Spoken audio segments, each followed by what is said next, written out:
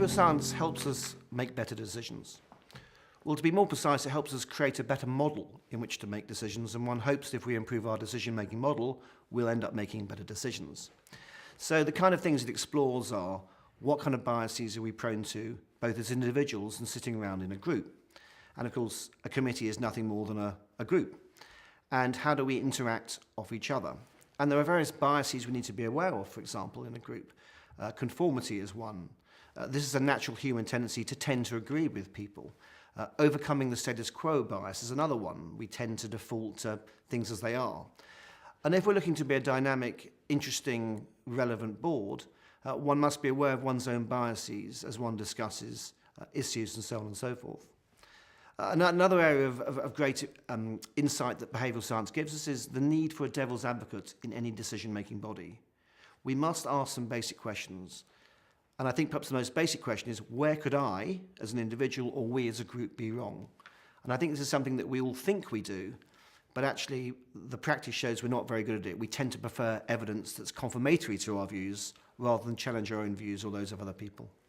One of the most important factors, I think, in any board success is the ability to look at any issue from different perspectives.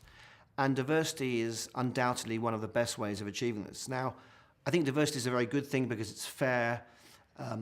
It's clearly a better way of doing things than having a homogeneous group of the same sorts of people.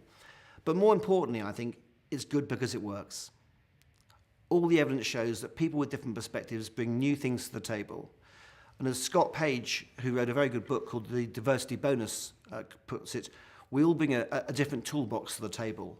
And the more toolboxes we have around the table, the more strength we have as a group. Interestingly, diversity can be defined in many ways, and the most common way is identity diversity. And again, that's very good because it gives you different perspectives on a topic. But I'd also like to highlight the importance of cognitive diversity. People with different backgrounds, intellects, personalities also add a lot around a table in together. And it's one of these examples where I think there is such a thing as the wisdom of crowds if people can actually aggregate the decision-making process properly and communicate with each other. I think what behavioural science teaches us is that we need to have two things really in our toolkit when we're trying to understand our own decision-making process. One is self-awareness. What is that self-awareness of? It's that we make mental shortcuts. In other words, we have biases. So being aware of our biases, first of all, I think makes them a lot less dangerous than they might otherwise be. But just being aware that you or I have biases is a good start, but it's not enough. We then need to impose some self-discipline on ourselves. In other words, what can we do about our biases? How can we challenge ourselves? And so to give you some examples, asking a simple question like, where can I be wrong, is a very good place to do. Not many of us do it consciously, but we need to do it more often. In other words, we need a little devil's advocate in our own head saying, where could I be wrong?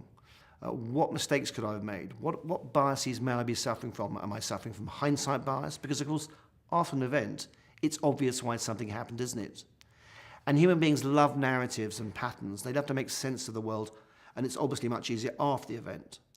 But of course, any kind of forecasting or predictions or market expectations, not quite as easy until afterwards, why you know it happened.